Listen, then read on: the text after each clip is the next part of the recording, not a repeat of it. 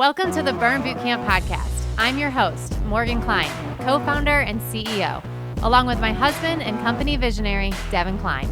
And together, with our amazing team, we are going to help you push past your limits, not just physically in our gyms, but right here, mentally, emotionally, and spiritually on the Burn Bootcamp podcast. Together, we will take on challenges and break through barriers to transform into the best possible version of ourselves. We are more than a gym. We are a community. Your community. Let's go, Burn Nation. Welcome back to the Burn Bootcamp podcast. And today's episode 396. I'm one of your hosts, Morgan Klein, CEO and co-founder of Burn Bootcamp. Alongside my co-host here, Devin Klein, visionary and co-founder, and we've got the Burn HQ crew with us. Woo! So I'm going to kick it over to Devin. What's up, everybody? Bryce Beasley, how are you? I'm doing well. All right, we're ready to rock and roll today here on the HQ Crew podcast. For those of you who are just tuning into the podcast, every week we have 3 episodes, and one of them is with the HQ Crew. One of them is a focus meeting with a member, like a one-on-one focus meeting where you sit down and like solve the problems, and then we bring you a really interesting, information-packed guest interview. So it's the new era of the Burn Bootcamp podcast. We've been doing it for a few years now, and it's really catching traction, gaining some momentum. We got official cards. We have the cards. They're official, the Burn Bootcamp podcast notes, so that we can all look official. And I just have to say, personally, I'm excited to be here. This is something that has been on my heart and my head for a long time, to fulfill the mission statement of educating, inspiring every life we touch with knowledge in our head, love in our heart, strength in our body, and passion in our souls. Beamer. Well, I love being on this podcast because I walk away much more educated each time, especially just listening to what Devin comes up with in his meditation sessions, sitting in the sauna. It's like you never know what's going to come out of that head when he gets a couple minutes to himself. But we're cut from the same cloth too, by the way. Yeah. You get me. Yeah. Well, hey, everybody. I'm Bryce Moore. I'm VP of our HQ Gyms, and I'm also just your average burn bro. And I like to talk about everything that's going on in Burn Nation. And I'm excited to be here with Ashley Beasley, or Bees, as we call her, because she's the person who's been behind, I would say, trying to take me from your below average burn bro to the average burn bro over the last 6 years. And really probably an ultimate goal of yours to take me to the ultimate burn bro, right? I don't know if we'll ever get there, but I appreciate your push every day in camp, or maybe not every day, but when I... Actually, my number one goal is just to take you down. Yeah, it's really, okay. that's the goal. All right. But yeah, no, this is my first chance on the podcast, and my name's Ashley Beasley. I'm really excited to be here, to be with you guys. I'm excited to learn all the things. Apparently, that's what's going to happen. I am the head trainer at our Lake Norman location.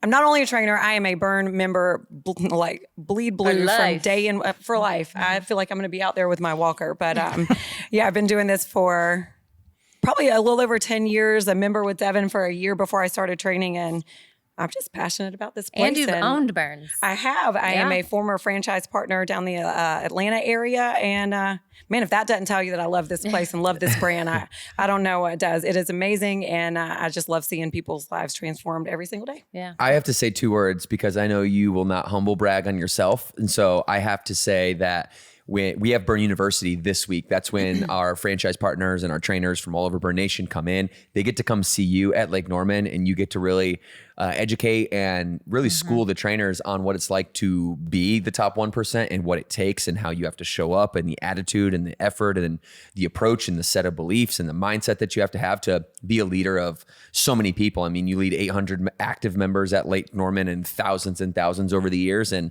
so when people come in and get to see that from you, I know you're you, so you might not see it all the time, but the amount of admiration that people have for you is like, it's insane. And it actually makes me happy, because downstairs we're at the studio right now here in Huntersville, North Carolina, and downstairs is where the first gym was. And that's when Ashley walked in one day, and maybe a handful of months later, I'm like, you ever thought about being a trainer? Because like, you've got like enthusiasm and positivity like oozing out of your pores. And that was the start to a beautiful relationship. Yeah. It sure was. And that makes my heart happy. Yeah. Thank you for sharing that. You're welcome. And she kicked my butt yesterday, so my legs, I'm glad I'm sitting down, because, man. All right, speaking of working out, speaking of Burn Bootcamp, let's jump right into our segment, The Burn World. So what are the current events going on in Burn Nation, starting with our book. So if you're watching this on YouTube right now, Devin is holding up the Burn Bootcamp book. Woo-woo. We're very excited. This is coming out soon, guys. June 18th. We are in the month of June. It is coming. It is book launch month. So if you have not pre-ordered, please go to the link in the show notes. Or if we're already live and you're listening to this, you can go check it out and get your copy today. Lots of amazing tools in this book to help you gain inner and outer strength. And can I have a call to action for everybody real quick? Absolutely. Do pre-order the book or order it, because we as an organization, Burn Nation, are trying to become the first boutique fitness company to have a New York Times best-selling publication. We are signed by a company called Hachette, which is a Big 5 publisher, and it is a pretty big deal, and we would really appreciate your support and your effort in helping us get on that list. It would mean like the world to this organization. It would help us share Burn with like so many more people across the globe. So get your copy, or 5 or 10, or buy some for your team at work or your kids at school. Or if your teacher, there's people in your life that need the Burn gift. Yeah. And this book is, like I said, truly a tool. This is not the Devin and Morgan story. This isn't really a business book. This is how do you get fit in life and have that inner and outer strength? And so you're going to hear from amazing transformation stories within Burn Nation and how they use these tools to overcome some of the most incredible things. We talked about it on our last episode with the HQ crew with Ansley here. So if you didn't check that episode out, we will also link that. All right. It's a new month, like I said, which means we have a new monthly focus. So for the month of June, we are focusing on an AMRAP challenge. So guys, what does AMRAP mean? Who wants to take that one Go for ahead, me? bees. As many rounds as possible. Okay, as many rounds as possible. So over the course of the month, you will be given the opportunity to do 3 different exercises. And the goal is to do as many rounds as you can with those exercises. And so you're going to keep track in the beginning of the month, and then you're going to see how you continue to make progress, because that's what we love to do at Burn Bootcamp. I'm excited to have this Burn World segment on the podcast, because we're able to then break down the programming and the protocol. And this is just one element of it, as like our monthly focus. Last month, it was push-ups. Did you guys all test for your push-ups last month? Yes, but yeah, I did. I got 34 in the beginning of the month. And I got 38 at the end of the month. Nice. That's very good progression. It's max rep 2 minutes, right? Max so rep 2 minutes.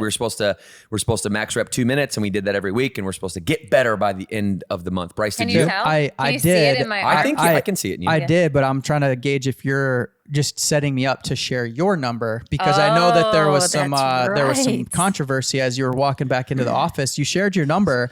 Morgan was like in texted disbelief. Bees about it. I do have a text. We can go back. There was a I little. said we got to roll the tape. I mean, we did kind of break it down, and I said, Yeah. "Well, here's what I can do," and he's a little bit I do want stronger to than know me. the What number. was the number? What was the Devin? number? What did you? His or mine? Both. Mine was 51. Okay. I did 56 in my first set. That's That's what I knew he was trying to do. 86, but Matt Morris got 115. Now, this is not a competition, you guys. 115. That's what Okay, he said. but I do- Well, have you seen his chest? He has the world's Yeah. True. strongest chest. Now, I was True. there, and I did come to your defense on the push-ups, You did. because you were crushing your push-ups that day. Like, you knocked out a ton of them in a row. So Yeah. he did. I know. We can't roll I the know. tape, but I was there. 2 points, Beasley. It just felt like Thank a you. lot for 2 minutes of time. I was breaking down 120 seconds divided by 80, whatever, and I was like, "Wow, that's Don't just make a me lot." get out of this seat and max Now I rep need- 2 minute Now I push-ups need in to front go of you all challenge right Matt, now. though. I'm about to do that. 115. I'm I about to just get on this need- table. Before we move on from this, I just have to put it out there that I also got 56, and I also beat Bryce. So Yeah. I just Yeah. wanted to put that out there. I am who I am, and I'm comfortable sharing it on the Burn Bootcamp podcast. He's on his way to ultimate burn bro. You know, Yeah. his lifelong goal is to look like Troy, And- Brad Pitt from yeah, Troy. yeah, for sure. That's right. I say to the kids all the time, "Hey, you guys know Hercules?" Yeah. And they're like, "Oh, here we go again." And I'm like, "Well, you're gonna know him real close by the end of the summer."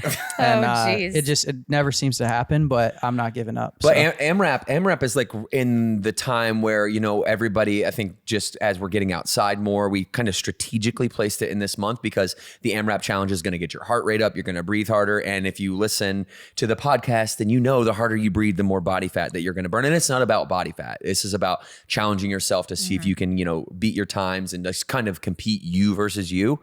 It's not you versus the person next to you, but AMRAP will get your heart rate up, and getting your heart rate up will, the byproduct will be that, shred a little bit of body fat for Body some. composition. Nothing wrong with Breathing that. it out. There's nothing wrong with that. That's not Breathing what it we're out. about, but I will say there's some OGs probably listening right now, and this is reminiscent of a challenge we did way back in the day, 9 for Time. And it was a challenge like this, and we loved it, and everybody saw huge progress from it. So I'm excited. Awesome. All right.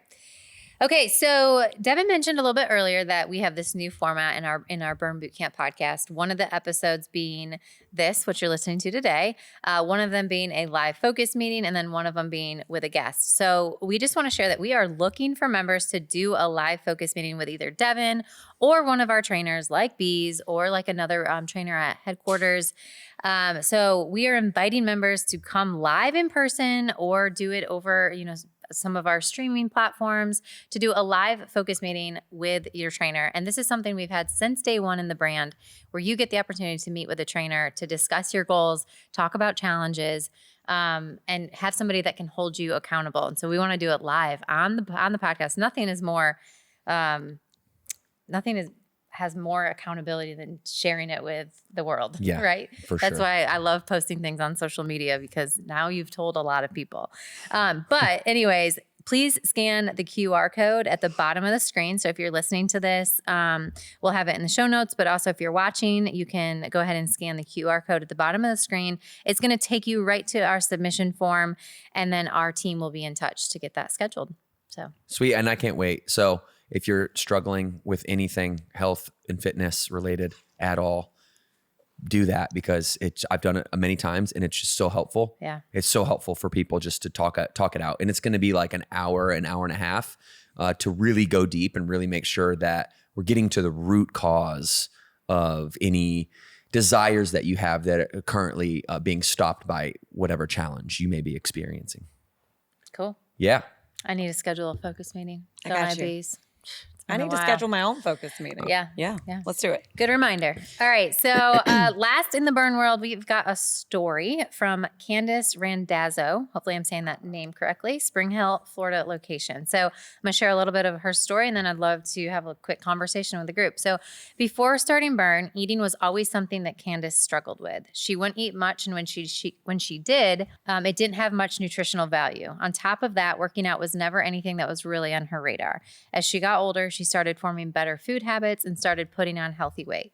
This also caused her to be very insecure about her body and her weight. She would constantly wear clothing that would cover up her body. At 16, she started working out at Spring Hill, Florida location in the Child Watch. And after 2 months of members and trainers asking, she finally took her first camp and never looked back. Since then, Candace has become more physically and mentally strong. She's learned to love on her body and not let the scale dictate her self-image. Outside of the major physical transformation she had, she is most proud of the increase in confidence and a healthier mindset. So just first of all, Candace, thank you for sharing your story. Congratulations.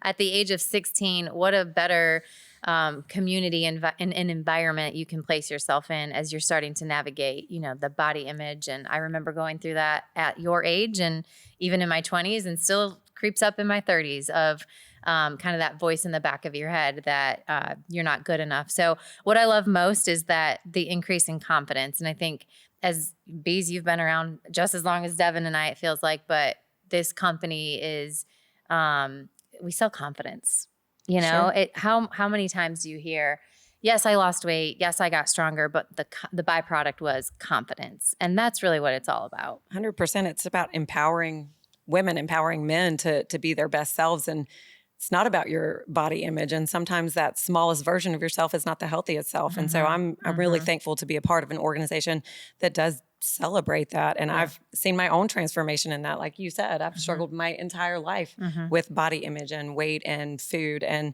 I think it's so much more common than we give it credit for being. I think it's, it's not just a women issue. It's a people issue. And I love that we're getting to the heart of the matter and changing people's lives and changing their minds. Yeah. Well, and also creating this generation in which we get to kind of dictate that narrative growing up. I mean, the narrative that I hear from people that are our age, like, 30s, young 40s, starting to have kids is like, and then our parents, if you ever hear that narrative, it's always like, my mom, ate less and thought it was more and taught me how to eat less to think it was more cardio.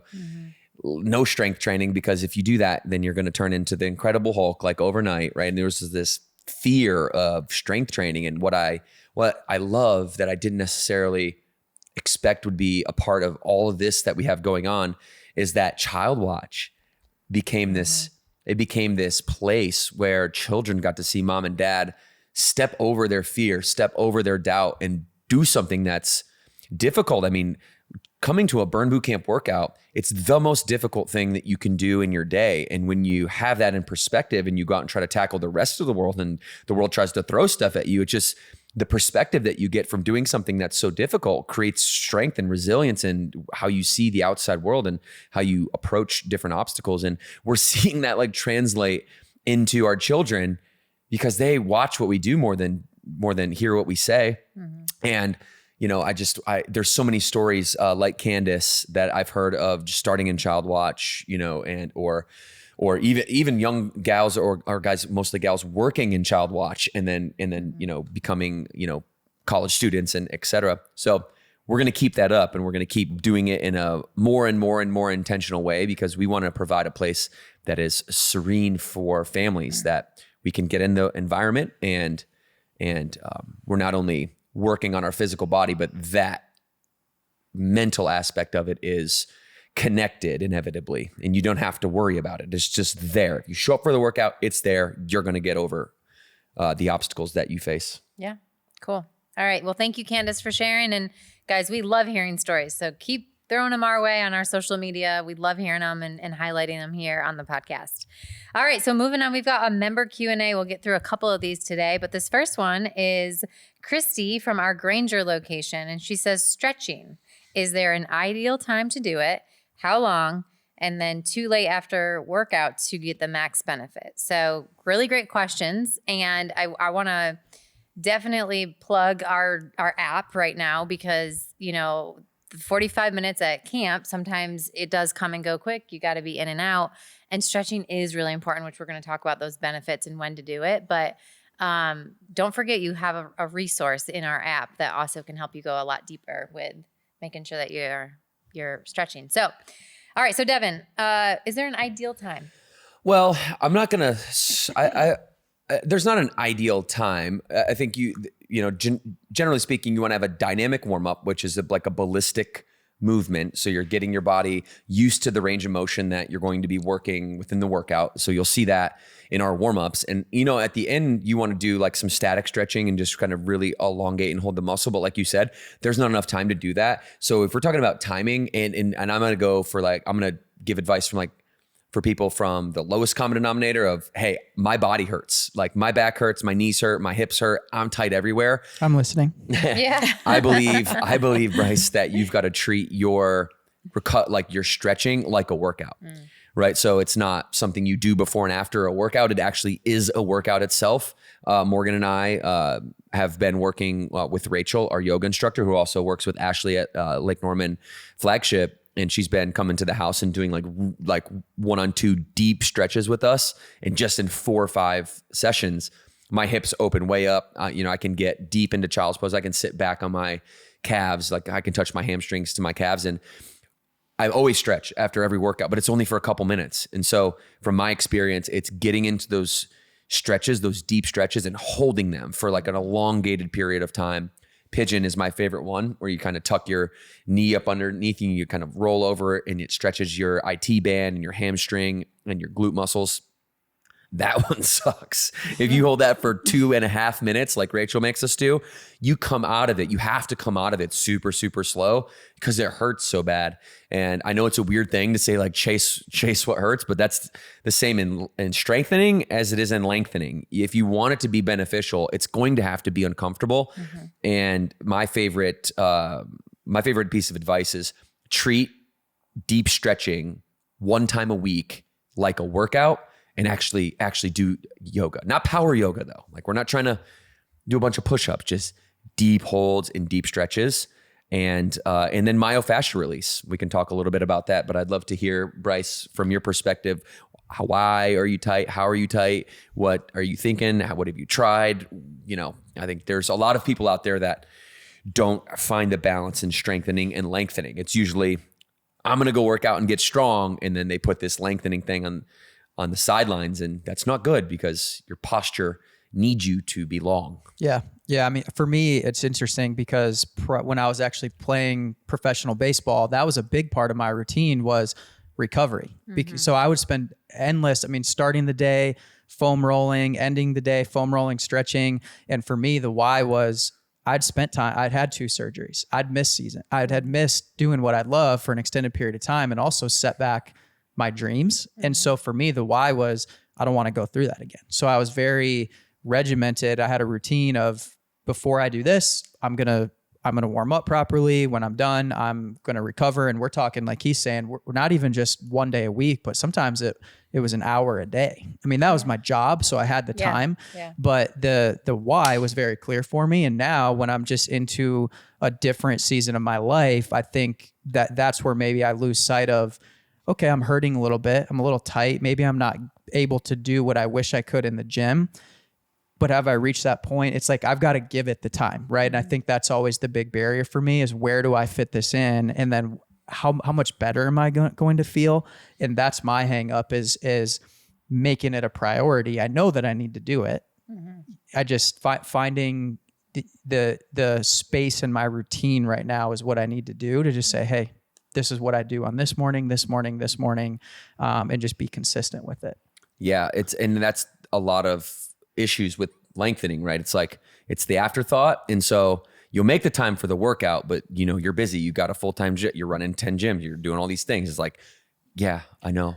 But if we don't, then you're going to get to the point where it's so painful that you have to, and you're almost too far gone at that point to do anything like quickly within a 90-day window, right? Yeah. And I think that's where the why was powerful before. It's like, hey, these are all my dreams are on the line. Yeah. And now it's like, I'm aching. I'm not maybe getting the results that I could, but even my wife will be walking through a mall or something and I'm fidgeting. And she's like, dude, you're talking about retirement and you're going to be playing golf and you're going to be doing this on the beach. You're 36. Yeah. Look at you right now. Yeah. And so I think it's probably just the realization to say, okay, it is important for me to feel my best day in and day out and just make the space to do it. And really this year when I was sick, I had a couple of days where I was down and I wasn't able to go to camp, but I'm like, I got to move. I got to do something. So I pulled up the app and the recovery with Angie.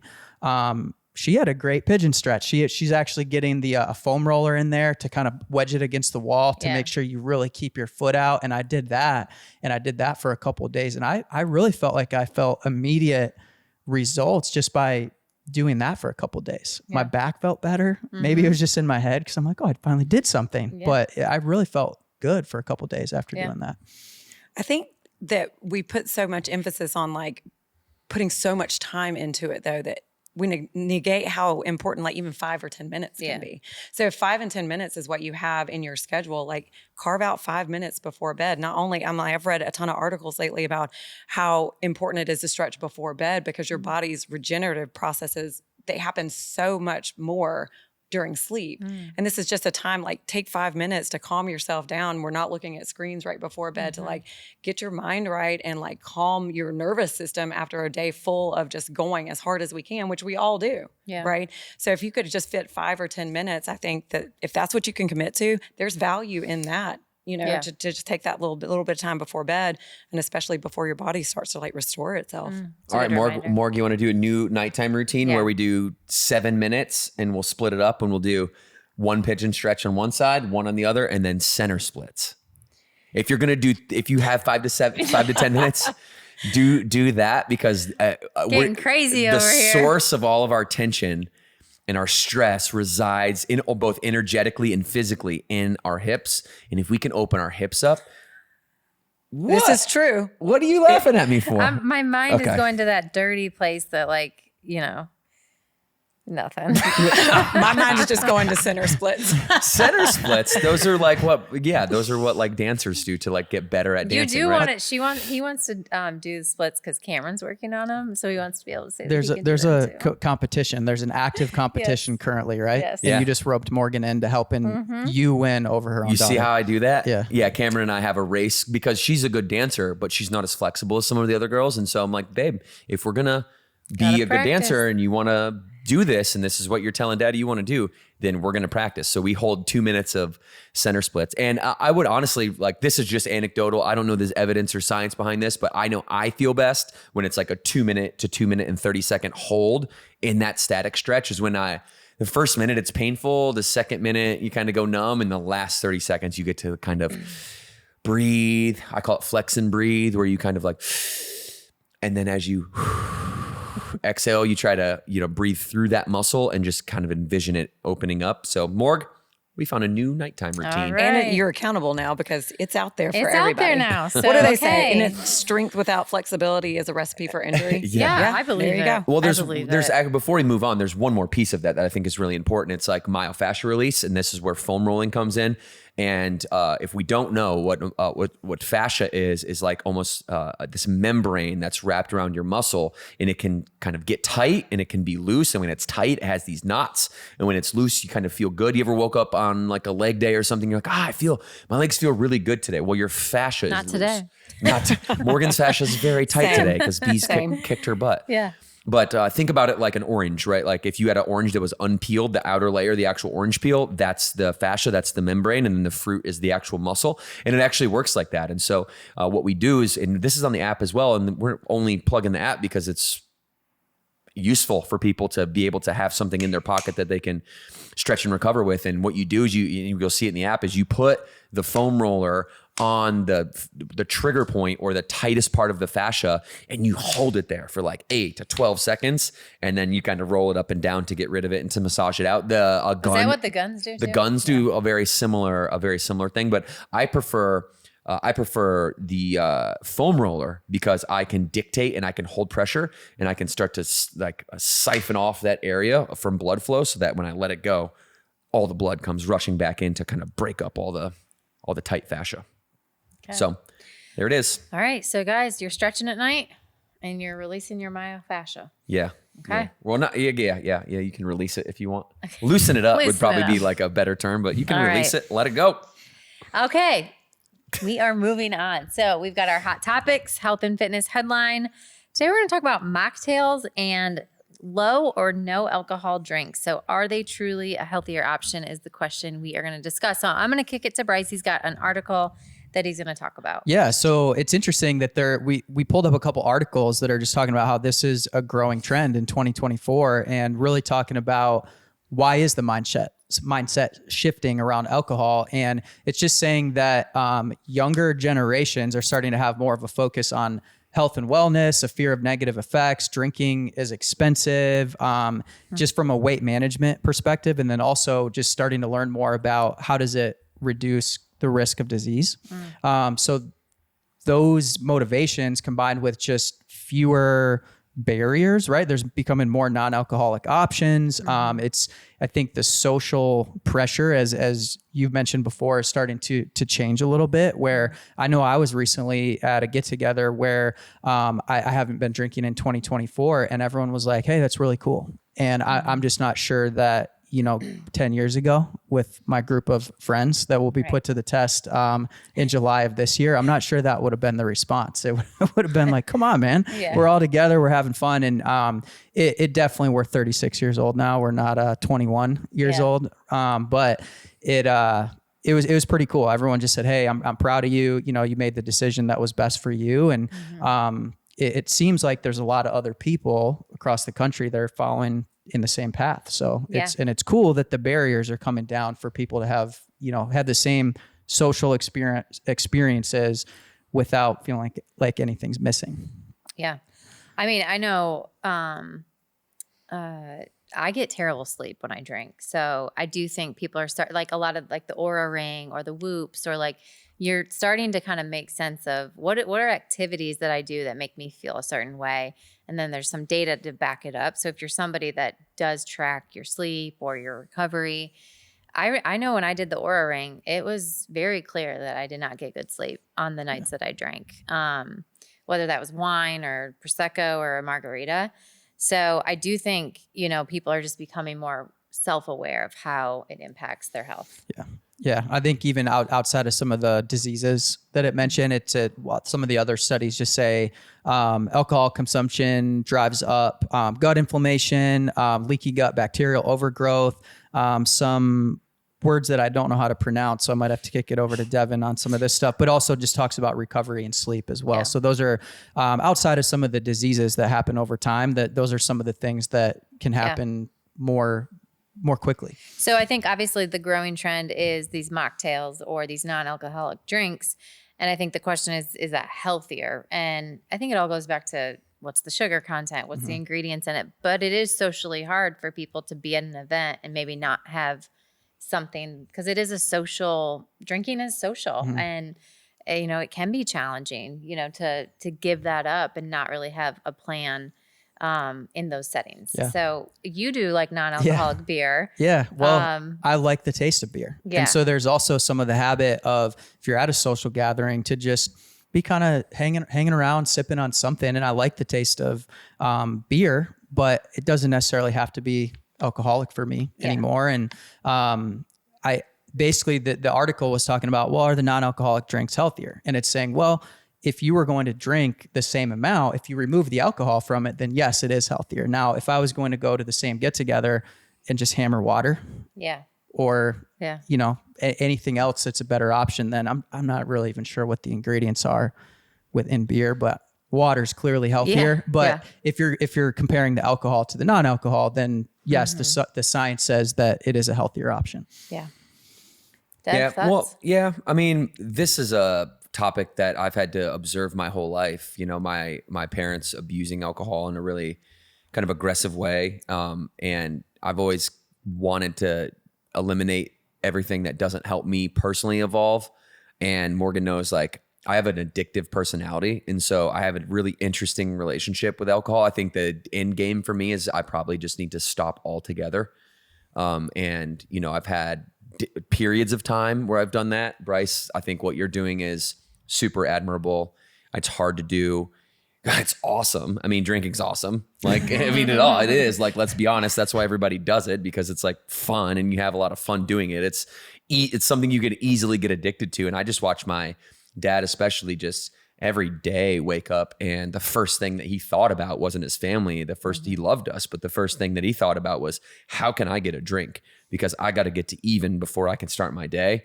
And, watching that growing up and watching him and my mom be like almost like just like a slave to it. Like, just everything that they did revolved around, how could I catch a buzz first? And so,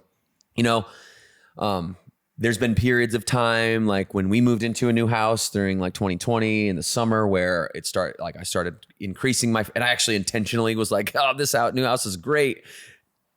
We're going to have lots of fun here. We're going to have lots of parties and lots of people are going to come over. And that environment, I started noticing, like, I would slowly start drinking a little bit more and a little bit more.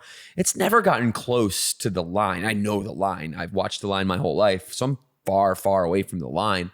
But when you notice yourself getting closer to the line, like, you notice that, man, this is not helping me evolve. My workouts are suffering, my recovery's suffering. The things that are actually serving me, that I enjoy intrinsically, my yoga, my workouts, my runs. Morgan knows I like to run. Those things start to suffer.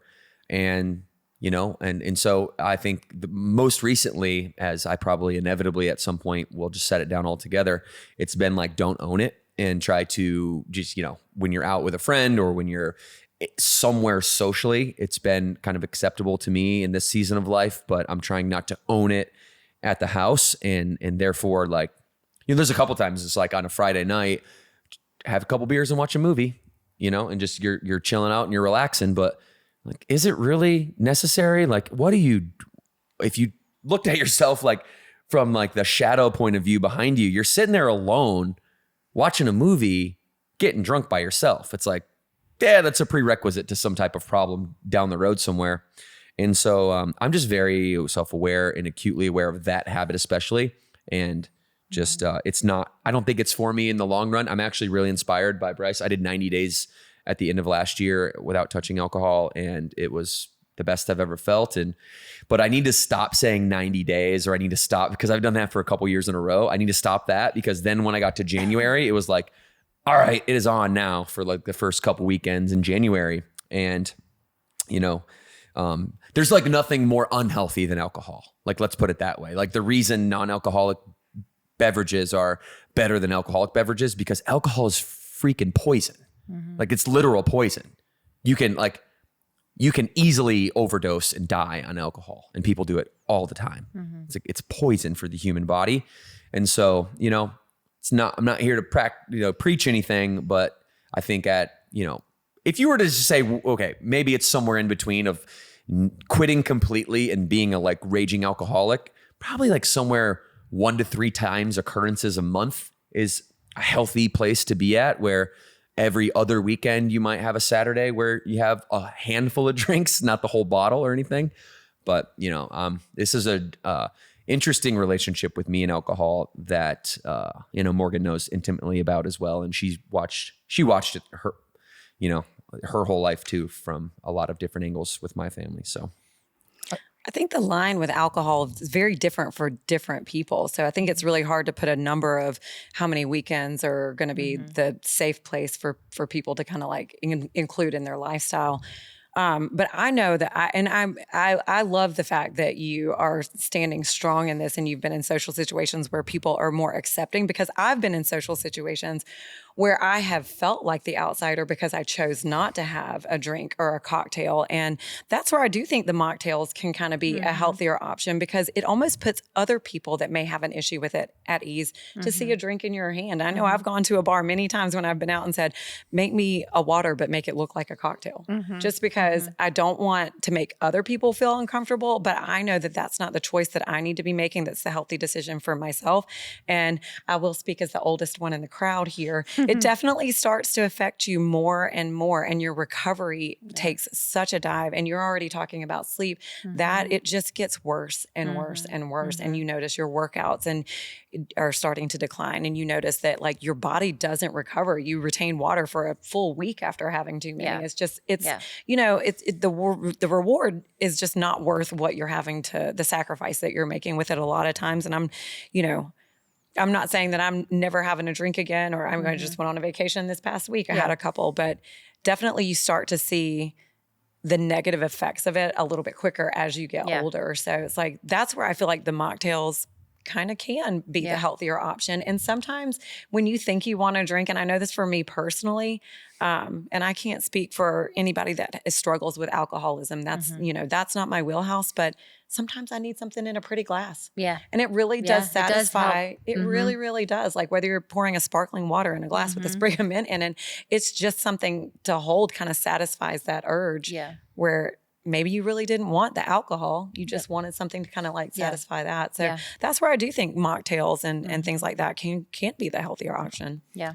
I know everybody's journey is different, but I will just touch on when he said, hey, I did 90 days. Appreciate you saying you're inspired by what I'm doing, but also those 90 days is what kicked it off for me, because I gave it some time. I forget if I did 90 or maybe even just a month, but I took that into the holidays when you were doing it, and I had a handful of drinks. And now I could contrast of how good I was feeling.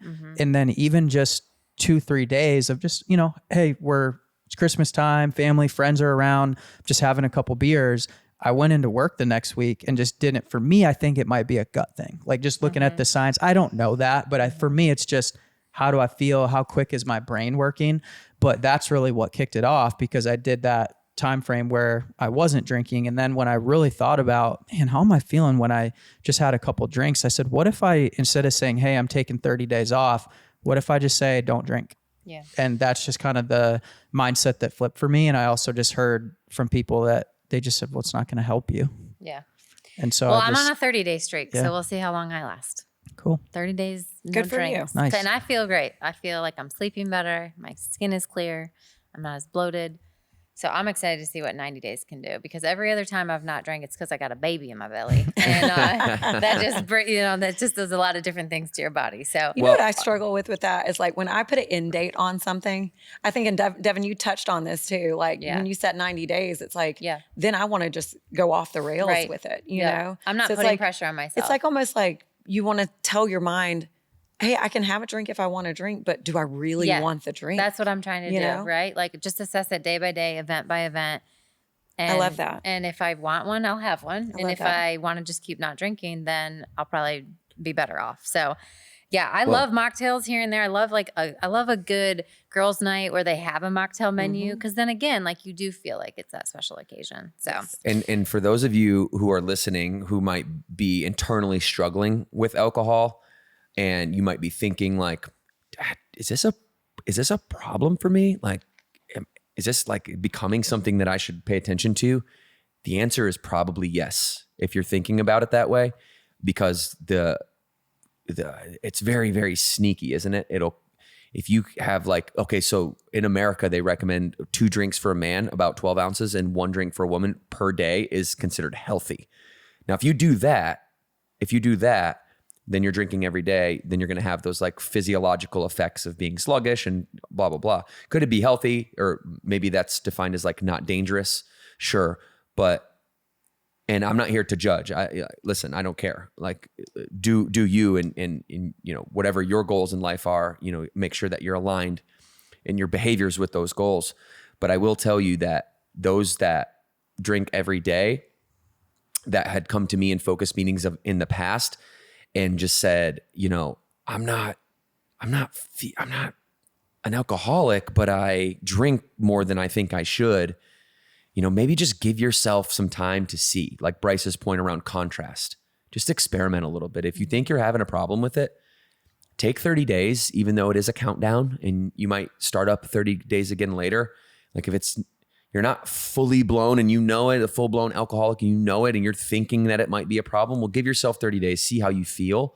And then, you know, you might have the same mindset as Morgan, you know, just take it on a day by day basis because it's not serving me anyway. So I know there's a lot of people out there that, you know, consume alcohol and it starts to creep up on them, and it can be very dangerous if you don't regret what you do the night before, right? Like you actually are functioning alcoholic, and that might be the most dangerous thing you could be. I watched my mom and dad do that pretty much their whole lives. Yeah. All right. Okay, we are moving on to another member Q&A. So Christina from Lake Norman, what are some non-negotiables for you as a working mom? So we'll take this as a working parent, since all of us are parents. And I think, you know, men have a different take on this. So I think it will be a good contrast here that we get to hear about. So what are some of my non-negotiables for me? I feel like my non-negotiables change as I assess the needs of my children, as they are going through different ages or different, you know, we're in school or we're not in summertime. So for me, I don't have like a hard list of things here, because again, it evolves and it changes because my kids are at different ages and I've just had to serve them in different capacities. But for me, non-negotiables are like the dedicated time that I'm going to get with them every day, whether that's first thing in the morning on the way to school or that's at nighttime, but where I can just be all in with them and remove like anything on my calendar that's going to need me outside of the kids. Sometimes easier said than done, but that sacred time for me is a non-negotiable. And I think just, for me, a non-negotiable is saying yes to things that support me putting my family first. So being able to take my kids to the Texas Motor Speedway, or being able to travel with them somewhere, or just being able to talk about my kids and my family and really feeling like I'm intertwining life as a working mom and a parent. And I want to be surrounded by people that can appreciate that, but also respect my boundaries. So I agree with all of that. I'm in a different life situation now, as I've got one getting ready to graduate high school and an almost 14-year-old. And so for me, and I have a husband that travels, so that just throws a whole another wrench in the mix. But for us, my non-negotiable is when we're all there, like I cook dinner, we have dinner together. We sit down and we all eat together. And that's something that is really special to me because I love to cook and I love to feed my family. And so that to me, like if we're there, we're all sitting down together. Yeah. And it's tough now that I have, a driving teenager who's like doing their own thing in the evening, but we do really try to carve out a lot of time for that. But I completely agree with what you're saying is like, stop saying yes to the things that really don't matter that still take time away from your family. Like there are going to be things that really matter and they do take time away from your family and that are important. But there's a whole lot of things that vie for your attention that aren't. Yeah. And you have to be able to distinguish between the two and make the time that you have with them really, really impactful. And I, for myself, so I said my husband travels, he travels a lot Monday through Friday, and he'll be gone the entire week of the time. So I am very, very protective over my weekends. Even if it's just staying home, but just being our family unit, like I'm very, very protective over that time. And I think when you see a kid who's getting ready to move out and be gone, you're even more protective over that. It puts a lot of things in a lot of perspective. And so that's where I'm like, hey, I might have to sacrifice some social outings and some things, that might be important to me, but might sacrifice my family. I have to put that into perspective that I'm not going to have this house full of kids for forever. And that's really and truly like, it's a short period of time. Yeah. And it slips away very quickly. It does. They say don't blink your eyes and they're right. It happens. My non-negotiables as a father, I think one comes from a place, and hang with me on this one, comes from a selfish place. It comes from wanting to be the best version of myself so that I can be selfless, which is my true nature. And, I think we get that twisted a lot of times that being selfish is a negative thing. It is, but only if your perspective is that everything should be serving you. If you are serving yourself so that you can fill up your gas tank, so that you can give your energy to other people, like you can't influence people with the energy that you do not have yourself. And so for me, it's anchoring my day. We talk about this in the book, actually. There's 5 sections of the book: burn, believe, nourish, achieve, and connect. And we talk about anchoring your life, not just your day, but like anchoring your life in your workouts. And so Morgan and I make our schedule like on the weekend. There's no like set time, but it's either Saturday or Sunday. We'll just have like a casual conversation about when we're going to work out, because we know that the lifestyle that we want to live is one that is with us too being full of energy. And when we're full of energy and we can take that 45 minutes to an hour for ourselves, ideally when the kids aren't necessarily up and around and awake and active if we can. But regardless, like it's that like a daily relationship with myself via kind of anchoring my life in a workout, not activity though. And the book talks about this, not activity. Activity is different. That's like hiking. Exercise is like cycling. You can still talk, like if we're cycling, we can talk to one another. I'm not talking about that. I'm talking about demanding training. Like Bryce, when you played with the Padres, like when you got after your workouts, this was you showing up so that you could get better, right? And a lot of times, like the classic talk tests for you trainers out there, when we're talking about rate of perceived exertion and RPE, the talk test happens at about 8.5, 9 on a scale of 1 to 10, where you can't talk anymore. And when you can't talk anymore to the person next to you, that's when you know that you are entered into that demanding training zone, not just exercise. And so just trying to differentiate like because there's levels to the game, and I'm proud of people that are out there walking and just moving their body, but you're eventually going to scale up into this environment where demanding more out of yourself is the only way that you can train yourself psychologically. And so I let and consciously connect my workouts to my mental toughness. And if I can get up every day and I can do those hard things, like I mentioned earlier, there's nothing out there I can't tackle, including two crazy, wild, and awesome boys and a sweet girl who's 8 years old who thinks she's 16. Wild. Yeah. She's wild as well. But I love them to death, and I want to be there. That's the second thing is like I'm committed to a daily relationship with these 4. You included, Morg, like a daily relationship. And so between those two things, those are my non-negotiables. And if I wake up every day and do those two things, I was a successful human being that day. And, you know, I think I'm pretty capable. So I'll pack in a bunch more stuff. And if I do those two things, I'm way more productive. I just feel I have a better energy about me. I feel more toward peace and happiness and love and enlightenment, and further away from like shame and guilt and resentment and oftentimes resentment towards yourself if you don't get your workout in, or bitterness toward your work. If that, you know, you could pick whatever element of your life you want it to be a scapegoat, but the reality is that it's you versus you. There's nothing in this world besides you and your conscious experience of the world and how you interpret the world. And so to be able, like my perspective, if I can work out hard and I can have a daily relationship with the 4 people in my life that I would take a bullet for, that to me is the prerequisite to having a fulfilled and successful life. And the byproduct, I mean, the last thing I'll say is like in order to say that, you have to then conclude that I am putting myself as my number one priority in my life. And that's a hard thing for people to swallow, because as parents, you know, and as people of faith, we want to put things above that, a daily experience. And however you know, I think we're capable humans. So you can have like a top 3 or 5. I'm not saying there needs to be like one thing that, you know, this has to sit above this, but like, what is your top 5 priorities in your life? And if you're not in there, right? I'm not telling you what to believe or how to prioritize yourself versus your faith versus your kids, but you got to be in your top 5. And if you're not in your top 5 or your top 3, then I can probably guess how your life is going. Yeah. Bryce?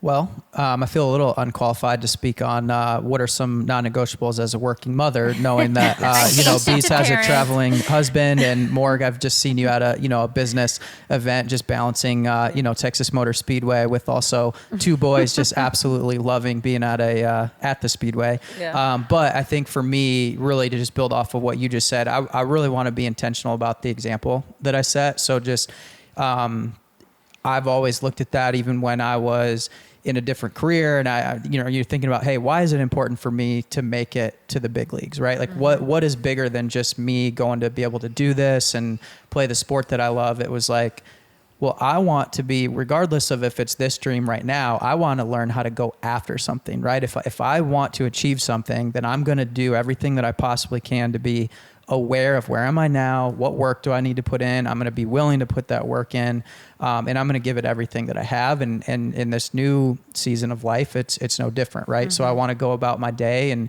be able to set an example where I'm going to make a bunch of mistakes. I'm, not always going to hit every single goal that I set for myself, but I'm certainly going to attack it with everything that I have. And, part of that is going to be balancing professional life and personal life as well. And, I look at it, one of the most impactful things that my parents said to me growing up, they said, you never want to look back and wonder what would have happened if you would have worked a little bit harder. And so, they kind of, they mixed in the thought of regret in there a little bit. And for me, when I'm looking at being a dad, that's one of those things where I want to almost think about it in terms of, you never want to look back and wonder what would have happened if you would have been a little bit more present in the areas that matter. And so for me, when I'm looking at travel or planning my week, look, I can't make everything, but I am going to make the things that count to make sure that, I'm a resource for them to hit their, reach their dreams and their goals and be the person that they want to be. Yeah. Good. All right. So we are moving on to another hot topic. Something I've recently started, if you follow me on social media, the science behind an ice bath. You're doing so cold good. Plunging. You're doing so good. I'm so happy for you. Oh my goodness, you guys, it's cold. That doesn't go away. So I'm going to tell Morgan's cold plunge story, and I will do my best to depict the first 2 weeks, maybe 3 weeks now, with the most poise I can. I would say it's only been, it's been a couple of weeks. Yeah. So the first time Morgan gets in, this is going to sound like I'm making fun of you for the first part until I get to the end. There's a lot of hang with me. It's going to sound like I'm making fun because I am. So, I of course, I'm like, 3 minutes, mentally tough, just jump in, you can do it. And she's like, dude, if you don't let me go at my own pace, like I'm not just get it, like stop. So I read the message right away. And so she gets in and she jumps in, and it's just like a cartoon, just like chattering her teeth, shivering. Yeah, you did. We have a video. I have video, by the way. This is so true. And it's 24 seconds. That was the first one. And you were proud of yourself, got out, we high-fived, it was great. The next time you get in, it was like 29 seconds and you were more calm. And then the next time you get in, it's like 35 seconds and you were more calm. And by the end of week 2, you're not fully acclimated, because it's impossible to get fully acclimated to 42-degree water, but it takes your breath away and you're breathing through it. And you were just like, your mind, I was watching your mind become more resilient in real time. And you sat in that water for 1 minute and your toes are numb, but your mind is not letting. Calmer. Yeah, but like so dramatically different from just the first to like the 7th or 8th time that you jumped in. And so I'm proud of you for that, because it is hard stuff. There's people that look at that like, I'm never going in that. And I think probably 5 years ago, you were somebody that might have said something along those lines.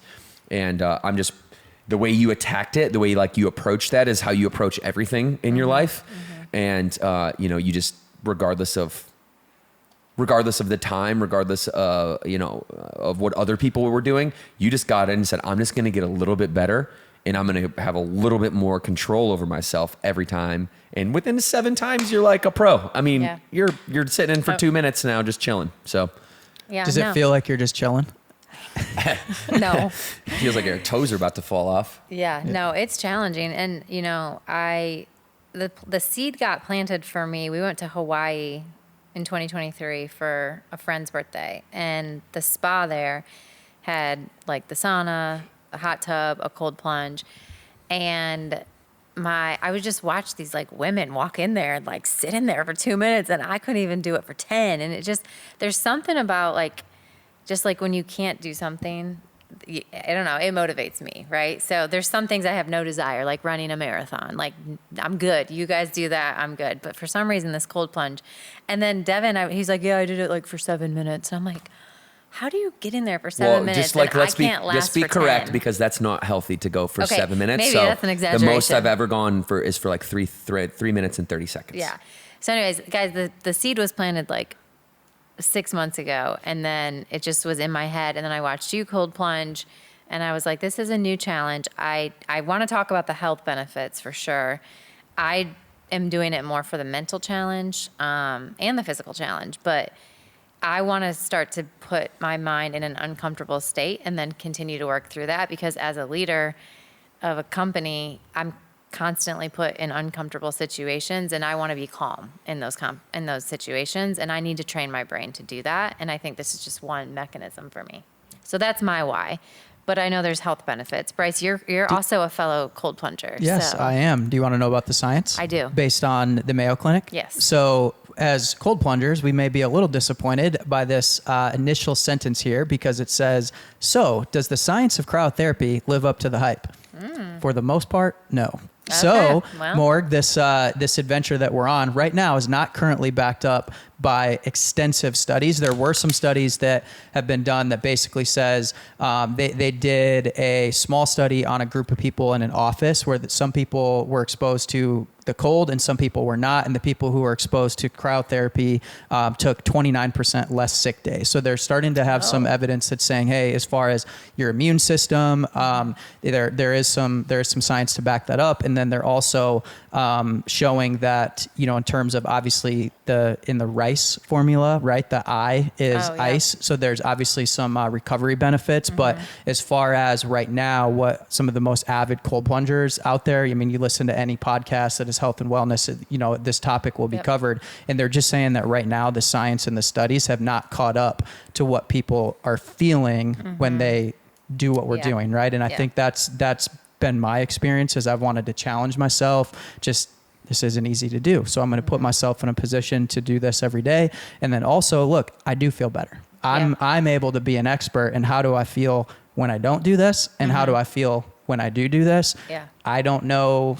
I don't care what the studies say. I care how I feel. And so, I'm going to say that my prediction is, as this is studied more, that there is going to be more that comes out saying, there are a lot more benefits to it. I just think it's relatively new, and it probably takes some time to, get the studies going and also set up correctly, right? And be able to monitor it for long enough. So that's just my mostly uneducated opinion because I've not, haven't dove into pages and pages of this research, but I know how I feel. I know how you guys feel. I get like a natural energy after I do it, like throughout the day, which I'm not really sure, again, the science behind that. Maybe one of you guys do, but I can tell that like I have different energy levels. And so. You said cryotherapy. Is that cover cold water immersion or is that true cryotherapy with? So where they're saying, their definition of cryotherapy is ice application, cold showers, cold water immersion, and whole body cryotherapy. So they're using cryotherapy in like terms of cold exposure. Yeah. Yeah, I mean, I listened to an Andrew Huberman podcast on the Huberman Lab, and he was talking about this, and all of his science was around the mental resiliency benefits of it. And Morgan and I talked about that, and that's it for me. Like, it could very well be a placebo effect that I feel better. I do feel better. I also am a rationalist, and when there's data that's in front of me, I tend to listen to it. I'm always open to changing my mind for sure. But I'm not one to, argue with that. So it could very well be just the placebo effect from thinking that you're doing something good for you, and then therefore it probably lowers your core body temperature. I could feel that. I went after cold plunge yesterday, I went to the dentist office to get my teeth cleaned, and I'm sitting in the dentist office and I'm shivering, I'm freezing, and I'm like, lady, it's cold in here. And she's like, really? I'm kind of hot. So like it clearly was me. Nobody else was cold. Everybody was chill. I'm just sitting here like freezing. And, so I think definitely there's some something with the body temperature going on there. I feel more cold, but bees, you're like naturally cold. So I feel like if you jumped in a cold plunge, you might just turn into an ice crystal. Sounds like my living nightmare. I'm freezing all the time. And what you just said, your experience at the dentist office, I feel like is my entire experience with you, my whole life. He's like, stop thinking about being cold. I'm like, I can't. Yeah. But no, I can see that a ton of people have a ton of benefits from these cold plunges. I'm going to have to figure out some other way to gain my mental strength. I think it's going to be through burn workouts. But obviously there's got to be a reduction in inflammation with these cold plunges. I mean, the eye in rice, that's what it's for. So I can see huge benefits. I actually have something called Raynaud syndrome, where the smaller vessels in your hands and your feet constrict extremely faster when cold temperatures are introduced. So something that's just not for me. I'll turn my shower on cold for like the last minute that I'm in there. That's going to be my cold plunge. But just because it's not for me doesn't mean that other people aren't having huge benefits from it. So I'm kind of jealous that you guys get to do this. Definitely not going to be in something I'm going to put into my routine. Yeah. Well, I think, cold plunging too is also pretty inaccessible for most people. I mean, the one we have is like, it's like you could finance it for like $110 a month or something, or buy it for like $4,000. It's a lot of money. And, most people don't also have room to put an extra tub.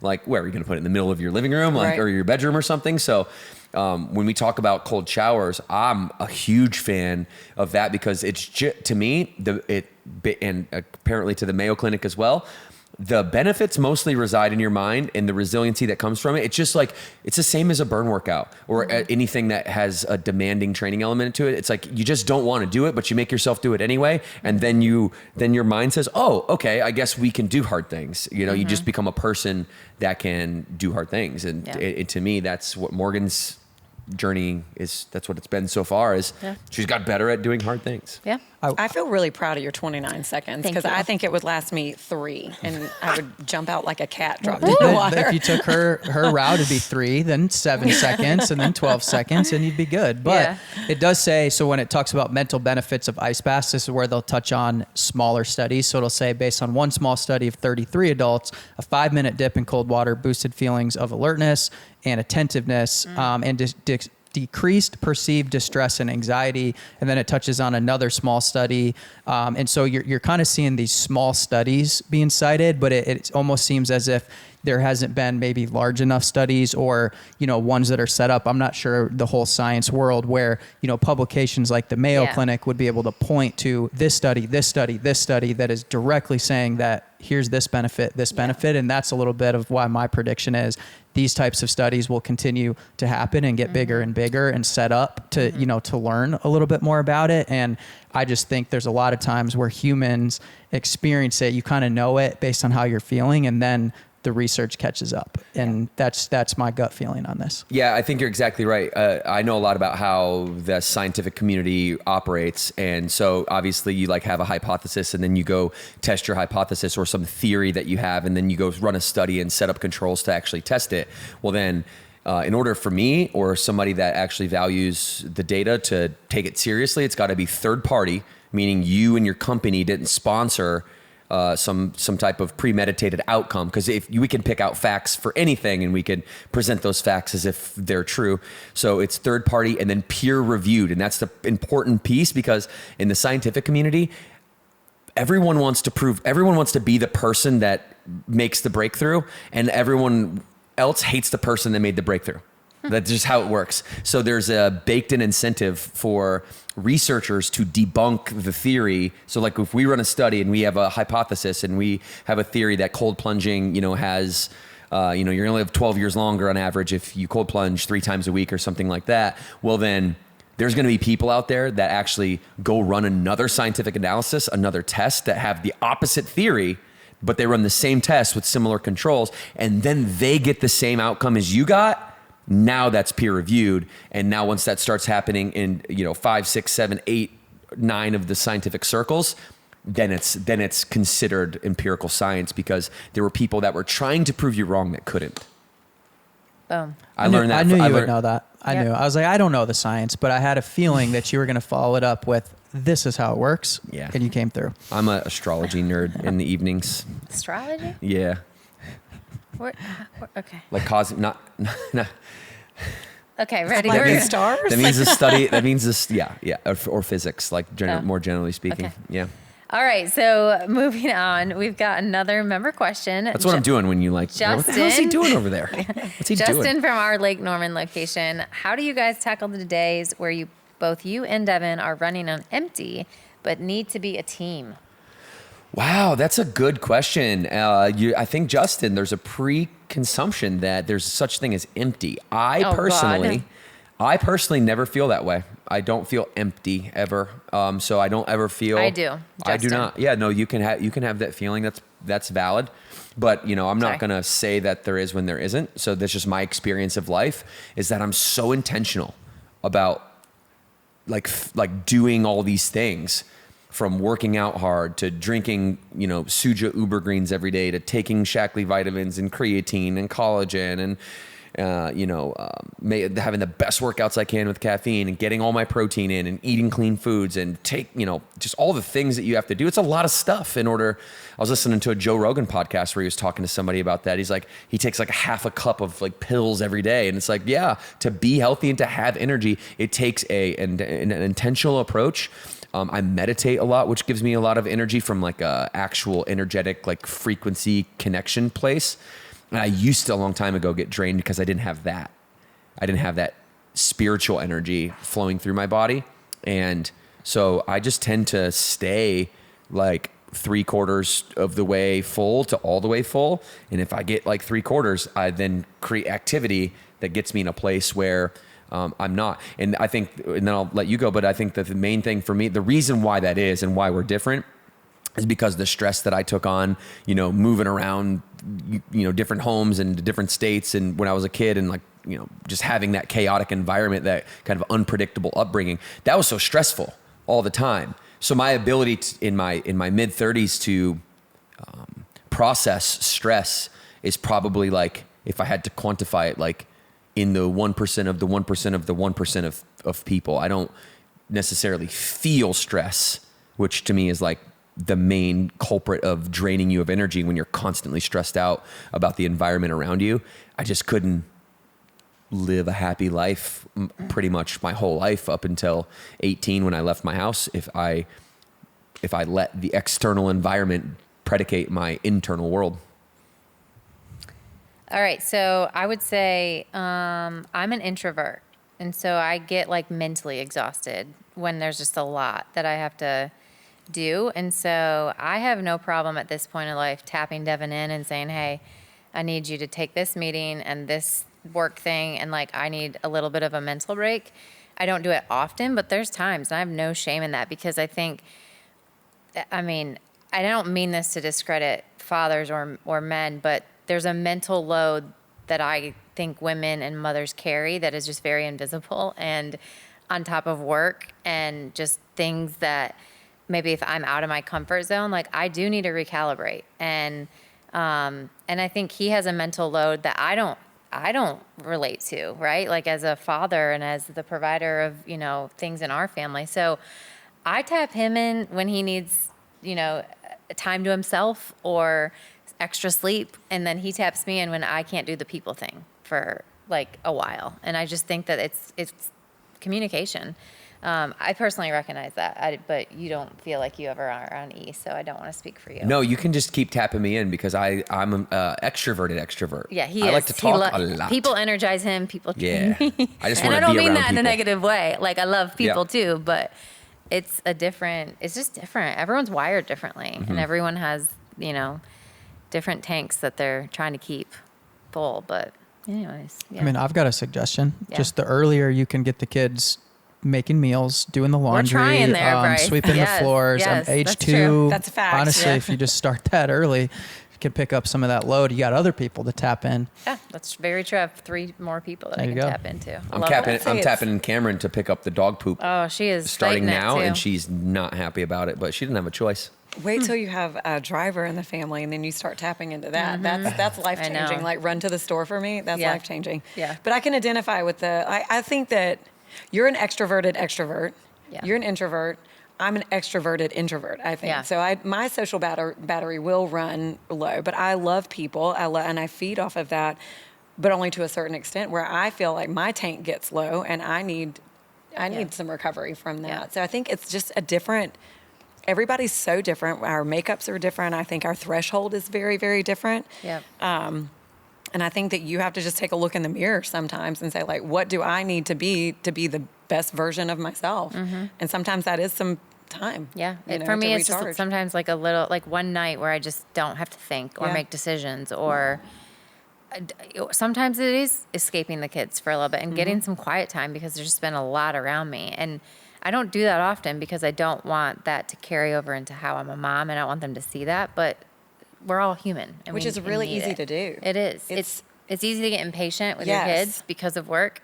And that's probably like my biggest fear. So I'm trying to do more and more to say, hey, I'm feeling this way right now. I need help here. Whether that's Devin or whether that's people I work with, and just asking for help more.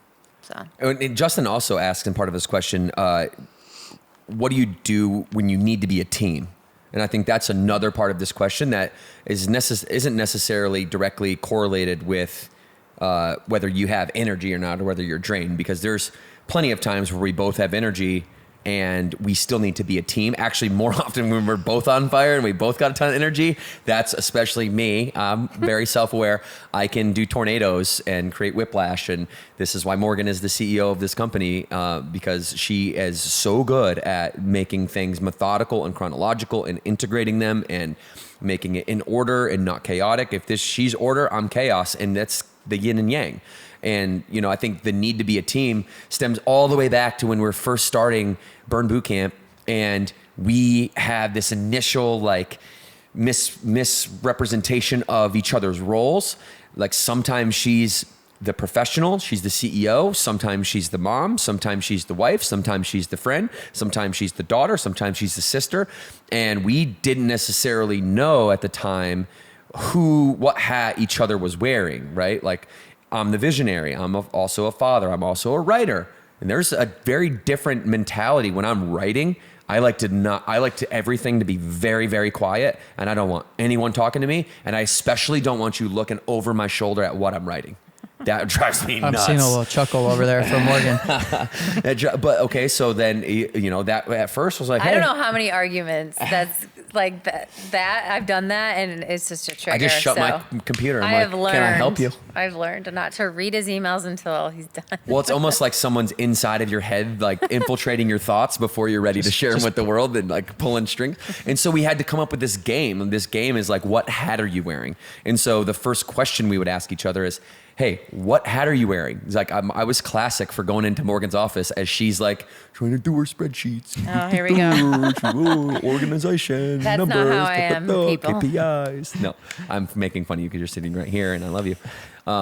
It's endearing. I hope you guys know that. Bryce loves a spreadsheet too. Big spreadsheet Yeah, guy. Just so you know. No, but like the last thing that you guys want is for me to come in with 37,000 new ideas. All of them except for one are totally garbage, but the one is great and I'm really excited about it, but you can't even hear it because you're so mad at me for interrupting your personal time where you're trying to like get stuff done and like trying to, you know, like arm the troops with their next like 5 moves. And I'm in here just dropping vision bombs on you. And I remember Morgan looking up at me one time and just like closing her computer and just looking at me head sideways, like with such confusion and disappointment for my lack of awareness about what she's doing. Like, yes, can I help you? Like that. And so ever since those moments, we had said, what hat are you wearing? Devin, I'm wearing the CEO hat. Devin, I'm wearing the wife hat. Hey, and sometimes now it's like, hey, can you talk about this right now? Rather than, it used to be directly, what hat are you wearing? And we'd want to know that. Now we know each other much, much better. So it's like, hey, can you talk about, are you in the mode to talk about this tonight? Are you in a mood to discuss business? I got a couple ideas. Can I share those with you? And just getting some permission to do those things. That's how you're a team. Because I can't talk to Morgan about something that, you know, maybe I want to do with my friends this summer on boys trip if she's in the middle of a response to this stressful email that she got. Her mindset is not ready for me to discuss something super fun and jolly, right? And like I'm excited about when she's like frustrated and mad, and not mad and frustrated, but like, you know, just in a state of mind where you're trying to focus and you're trying to help people solve their problems because that's what you do. I mean, we got to get that trip planned. So if you got to talk about it, you force it in to the conversation. I have nothing to do with the planning of the boys' trip. What hat are you wearing? I am not. I have interested. a question about these hats. Yes. So I can obviously see this playing out really well in your relationship. You've got CEO, you've got visionary. How does this play out in like a marriage where you're not wearing 2 hats like that, but there are still times where you need to work together as a team? It's a good question. I think you can just go back to getting permission. That's the undertone of any way that you could communicate. It's like get permission to have a conversation about the thing that you want to have a conversation about. And it's not, try not to be tricky and psychologically like, you know, do psychological acrobatics. You can just say, hey, I really want to talk to you about the family vacation. When would be the best time to do that? Or, hey, I really want to talk to you about this new idea I have for this, you know, website I want to start. Yeah. When's the best time to do that? And let them tell you. I like that. Yeah. Have you ever experienced the tornado during a camp, like mid-camp? Devin's just like, hey, I got this great idea for an exercise. What if you parkour off of the railing right here, hang from the rafters, one arm curling a dumbbell? Have you ever experienced the tornado? I actually saw him doing that. Oh, you did? A couple of weeks ago. Parkour, isn't that where you jump off walls and stuff in buildings? Yeah. I think we've all experienced tornado, Devin, Yeah. at one point or another. I mean, you have to. It just is what it is. It's a what life it is. experience. It's why the brand is where it is, Yeah. and we got people around us to tame the beast. Yeah, let's be real. If it was just me on my own, we would have been like just in a giant circle, really enthusiastically. Like we just like around the woods, just lost in the woods. Woo, we're going But to we'd the be sunset. having a lot of fun. Woo! Yeah. And you would have had a lot of people following you too. That's all I'm saying. For sure. Oh right. man, guys, my bad. Great We ended up question. right back in the same place we started. Oh no, who's gonna try it again? Let's go. All right, so we are going to talk a little bit about collagen now. We're going to turn the mic over to Ash as our guest here today. And we're going to talk about the benefits of collagen. So if you don't know, you now know that Burn Nutrition has a SKU that is collagen and sitting right here in front of us. So this is a fairly new product for us at Burn Bootcamp, but not a new product on the market. So let's talk about it. What is collagen? What are the benefits, Ashley, of taking Book and it? collagen. That's all you need. The book and collagen. Two There you things go. to be healthy. 2 things. That's all you need. Okay, what is collagen? Collagen is a protein. It's found in our connective tissue. The benefits, There's so many. It's one of the most studied supplements out there on the market. It's one of the safest for everybody. There's hardly any contraindications. So it's such an easy thing to kind of just start putting into your routine. I think that there was a misnomer for a really long time about like it was a women's supplement, right? Like hair, skin, and nails. That was what we took it for. And I started taking collagen, 10 years ago, maybe, for hair, skin, and nails, and definitely saw a difference. But what got me on it was that I started feeling way better. And now the studies are out there and they're showing it's not just for women. Men are seeing all the same benefits as women are. And it's not just for those, outside factors, it's not just making us look better as we get older, but it's helping our joints and helping our tendons, our ligaments. And that's something that as we get older, you're starting to have a lot more issues with. There's a ton of studies about it helping gut health. And I think that that's really on everybody's radar right now. It's really brought to light, but it helps with your sleep. And I think that a lot of people don't realize that. And I talked earlier about, effects of alcohol in my sleep and like how all these, your body's regenerative processes are just on this heightened level when you're in REM sleep. And how many people struggle with sleep? It's rampant, right? Like there's so many people.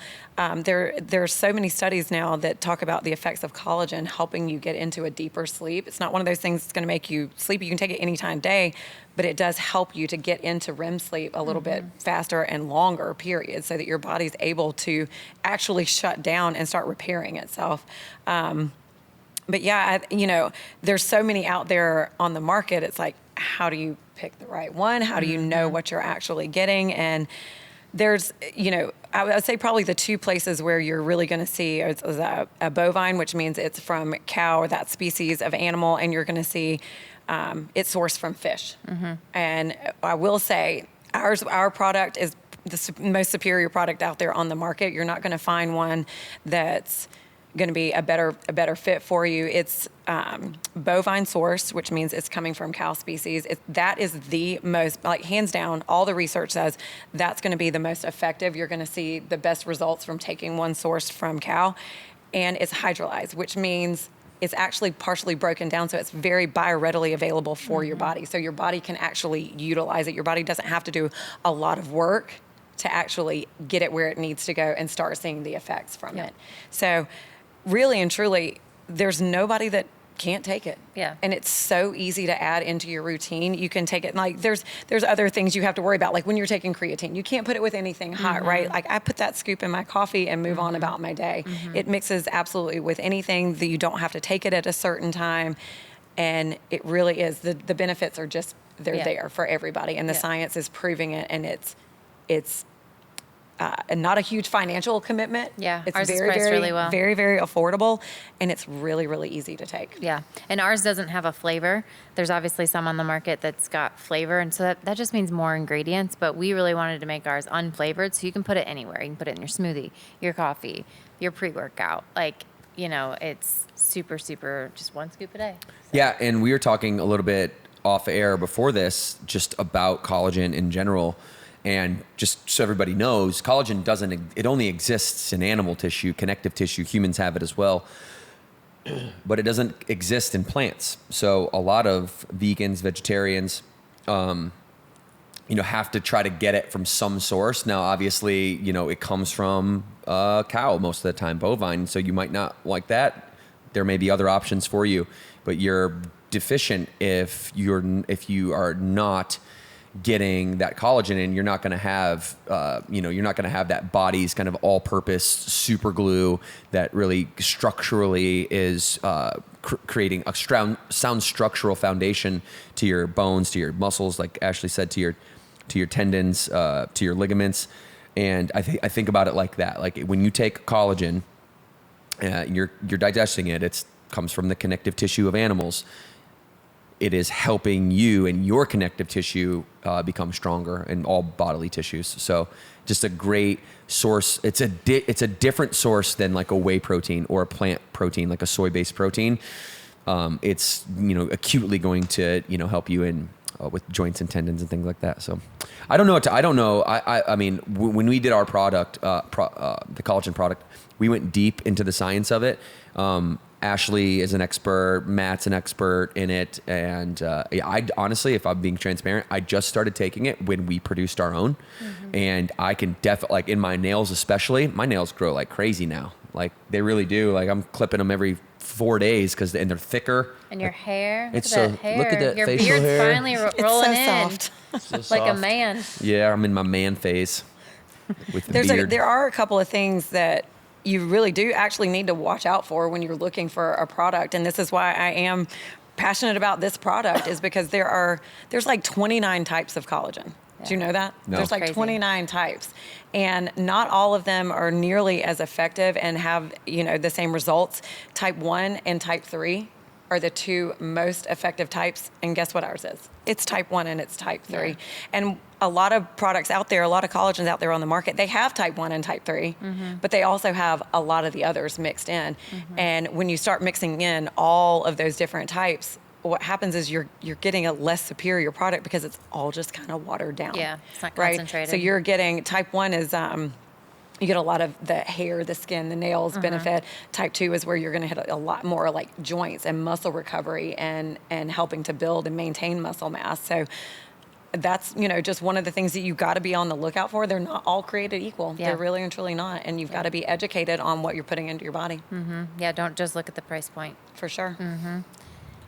Bryce, do you take collagen? I did just start taking it when we started producing it, but I will say anything that comes to like vitamins or regular, I'm good with taking protein just Yeah. because it's, I have a little bit more of a window throughout the day where I'm like, I grab it, especially, and I think about it after a workout, but I've been pretty inconsistent as far as like, what am I taking in the morning every morning? It's like I've got to get better that way. So I'm not sure.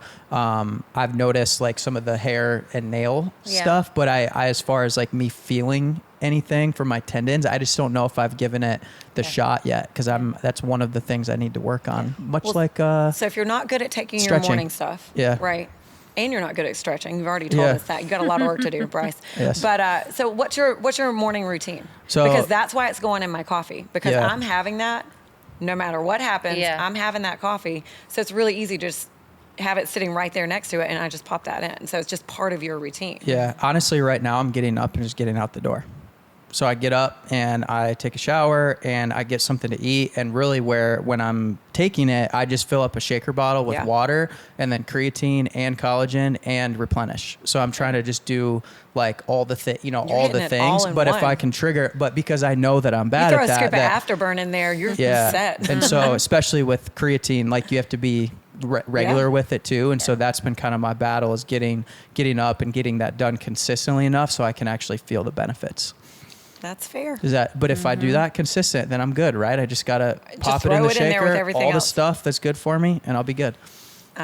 Yes. Okay, all right. And then Plan. stretch at night. And You've stretch. inspired me to do like 40 hours of research on collagen, because like I want to be as articulate as you are on it, and I'm not, and it makes me happy for you and sad for me. Well, thanks, Ashley, for all that information. And if you guys are not near one of our locations that do carry our collagen, you can order it online, shop.burnbootcamp.com, and we have plenty of stock on there. So, all right, we're going to wrap up here with our last member question.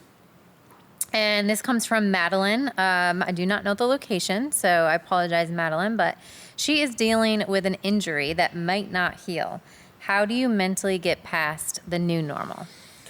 I actually really love this question because it, in the abstract, is a good philosophy for life. Like how do you get used to a new normal? Well, when life circumstances change, there's no force that is more powerful than the need to be in alignment with how you see your life going.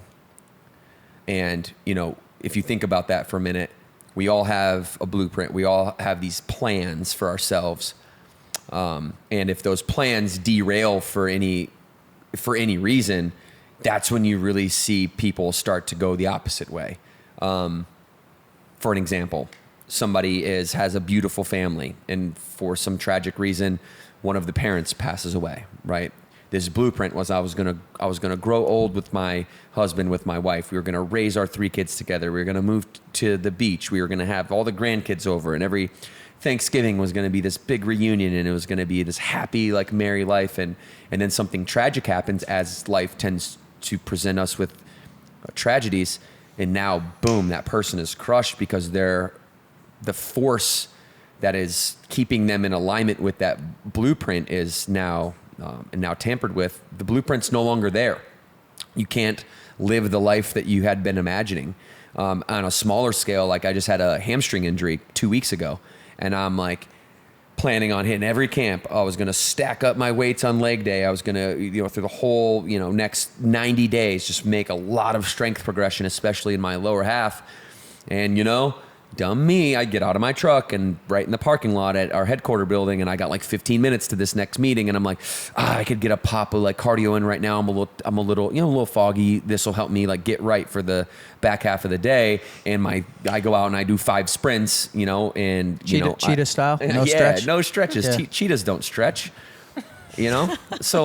So why stretch? And so then I popped my hamstring on like the 5th one, and luckily it didn't turn out to be too bad. But I have, 2 or 3 week period where anytime I hinge at the hip, it's really sore and it's pulling on it, and I can't load it up when it's really sore. And so it derails me from my blueprint. And, so I had to get a new blueprint, right? And I think that is the hard thing for people to do, is to give up the blueprint that they had. I think, Morgan, maybe you can speak to this. Obviously you had some tragedy happen in your life early on, and your mother and your whole family. And then you have to make a new blueprint, because we will, in order to have progress and happiness, we will need to have a blueprint in which we are aligning with, that our life circumstances match the experiences that we imagine. And if that's not happening, then you're not going to be happy. And that's when depression and anxiety and stress and all that's going to manifest, and could very well potentially lead to something more dramatic, like thoughts of suicide or actual suicide, if you don't create this new blueprint. So this question around like the new normal is such a interesting question, because I think that a lot of people that get derailed with things that they can't control forget that they've got to scrap their blueprint and they've got to make a new one. And if they don't do that, they're going to continue to follow this life that they no longer physically can attain or achieve. And, that's just the life of misery. It's a life of stress. It's a life of, why don't I feel congruent in my head and in my heart? So, Madeline, your injury, it might not heal. What's your blueprint? You had this blueprint of, I'm going to be healthy. I'm going to have an able body. All my limbs are going to work. Let's just say it's your elbow, because I don't know what question it is. And you no longer can do push-ups. Okay? Well, then now we don't do push-ups. What's the new blueprint? And what's the new normal? And I think the advice I would have for you is to sit down and to actually map it out like it is a blueprint, and read and rehearse and be excited about what you're reading and rehearsing, and start to build up some momentum in your life on your new normal. And before long, maybe the old blueprint doesn't go away. It's always going to be that force that's with you in the back of your mind. But you'll attain all the outcomes that you wanted with your body. You just might not be able to have the same vehicle to get there. I think that was well said.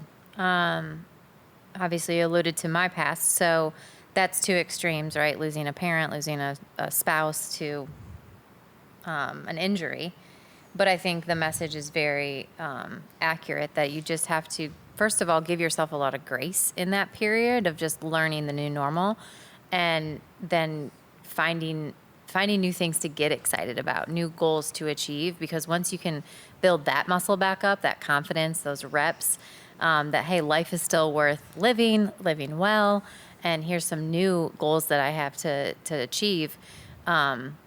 With time, I think you get excited again about what you're able to do, and you do accept the new normal. And then you've built something that's exciting, and you've become a different human in the process. And so when you can lean into those types of things and kind of understand the silver linings, and just pick the positive from the negative things that can happen, your mindset's just in a different place. And then it just much more enjoyable. But it takes time. So, none of this is going to happen overnight, whether it is an extreme, like Devin mentioned, or a temporary injury. It's like, give yourself the grace, surround yourself with encouraging, positive people that can help you and that can pick you up on the days that you're going to feel really low and really down, because it will happen. Like, those highs and lows are going to come when you have to build a new blueprint, as Devin said. So lean into those tools and strategies that you have. And if you don't have them, then well, you're at Burn Boot Camp, so I think you do have them, which is great, Madeline. But I think it's just a testament to who you surround yourself with and who you can tap into when you're tapping out. The last thought I have on that is that your blueprint is constructed of your beliefs. And so, let me give you a quick example. Okay, pandemic is an example for the Burn Boot Camp business. We had 275 open gyms. We sat right in this room here and made the decision to close all 275. Obviously, that wasn't the blueprint that we had set out for that year. Right, we had an entire annual plan. 2020 was going to kill it. We were going to have the best year ever. Like, everything was supposed to go right. Everything was supposed to be up and up to the moon, month over month, breaking records. Mid-March 2020, all of that got just literally thrown out the window and scrapped. There was no physical way to continue that blueprint. And so we had to delete that set of beliefs intentionally and then reinstall a new set of beliefs. And I remember when this happened for me, I was doing a workout by myself in the lab at home. It's our home gym for those of you that don't know what the lab is. And I remember doing a workout, and I remember, like, just from a higher power came to me a thought that said a belief that reconstructed my blueprint that said, this is actually the best thing that could ever happen to you guys. It's going to suck very bad for like 3 months, 4 months, 5 months. But after that, this is going to be the thing that cleanses an industry that has been saturated for too long. It's going to separate those who are here for compassion and transformation and inspiration and empowerment versus those that are here for compensation and money and selfish reasons. We're gonna set ourselves apart so far during this time that it will, in retrospect, be the greatest period that we've ever had. And actually, this is necessary. And if this didn't happen, we actually, in our 10-year blueprint, would never get to where we're going. And, maybe that was wrong. Maybe that wasn't the right belief, but it was my belief. And when I believe it, that's a personal truth. You can't argue. There's an empirical truth. There's a data truth, right? But you can't argue with my personal truth. And so my blueprint then became the personal truth. And then as the influencer in our organization and the people look to for inspiration, I sang that from the mountaintops, and I told everybody exactly what our new belief system was going to be. And they were like, well, I need one of those because my blueprint just got crushed too. And I didn't have that little moment. So I'll tap into yours. And just a little example of how you can take like your worst day of your life just with your perspective and worldview, and you can turn that into, if you'd like to, your best day you've ever had. Well said. All right. You guys have anything else on the topic? I'm just going to get some of this collagen while you take us out and some creatine. Oh, okay. So yeah, let's just remind everybody about the book. So pre-order or purchase the book. Devin is having some creatine and collagen right now. So as a reminder, guys, that is on our shop, shop.burnbootcamp.com. And then one last housekeeping reminder. If you're interested in joining our podcast and doing a live focus meeting with Devin or one of our trainers, scan the QR code on the screen or click the link in the podcast notes, and it will take you right to that submission form. But guys, as always, thank you for listening. The average burn bro over here, Bryce, thanks for being, is it average? Average, yeah. Okay. Yep. The average, soon to be ultimate. And Bees, thank you for joining us and dropping some knowledge on all the things today, especially collagen. Yeah. Devin, thanks for being here as always, being my co-host. You got it, babe. All right, guys, we are going to end like we always do. 2 claps on 2. 1, 2. See you later.